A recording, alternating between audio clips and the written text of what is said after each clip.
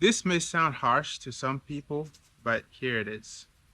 Stop using your children as emotional sponges. If you want to get to the bottom of your deepest emotional struggles, you need to look back into your childhood because most times this is where the trouble lies. Unfortunately, parents tend to use their children as emotional sponges, right? They share their struggles with them. They make them aware of everything that they're having difficulty with. The problem is, children don't have that filter to analyze whether something is their responsibility or not. They automatically assume that there's something about them that is making their parents' life difficult, and they try to fix it. They try to be the solution to your problems. So, this fact alone makes most children grow up with the sense of guilt, feeling like they're not good enough. Whatever joy they were supposed to bring their parents, they did not do well enough to bring their family together. They didn't do well enough to keep their parents happy, especially kids that grew up in a single parent household. They feel this intense sense of responsibility that it somehow is their job to make their parents whole. And unfortunately, they can never measure up to that level of responsibility because guess what? They're children. That's not their responsibility. That's not their job. It's paramount for parents to understand that the children are not supposed to be your emotional sounding board.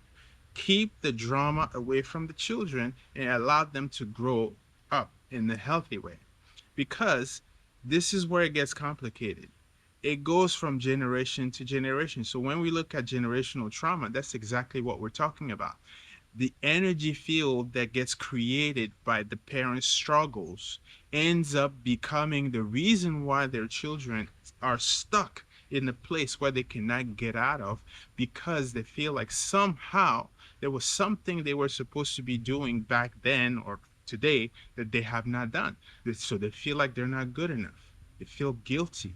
They feel like no matter what they do, it's not quite right because the parents unknowingly pulled them into their energy field and made them part of their own struggles.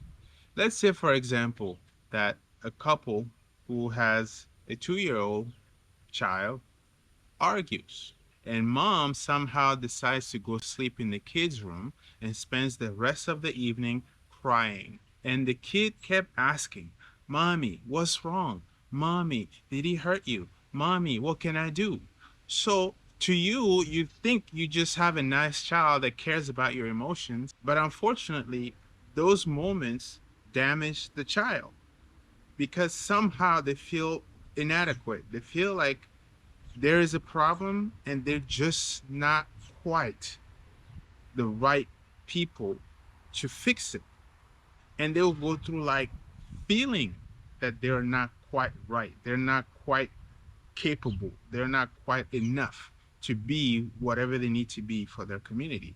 Another example is this. Let's say dad gets fired from work. The kid is sitting there, they feel like they're useless. They wish they could do something to make you feel better. But if it goes on and dad just sits there and tell the kids all about how terrible his life is and how horrible the boss is and all that stuff, this is how generational trauma gets brewed inside the household. The kids would absorb all that negative energy and somehow make it as part of their energy level fabric where from that point on, that is their perception of life. Things don't go our way. Life is difficult. Things are challenging. No matter what you do, life is unfair and things are not going in your favor. And they carry those elements into their energy field all the way into adulthood. We just say is as well, life was hard. Dad was not always happy. Mom was not always happy. But this is trauma. And it registers to the subconscious as trauma. But unfortunately, in today's society, it does not get treated as trauma.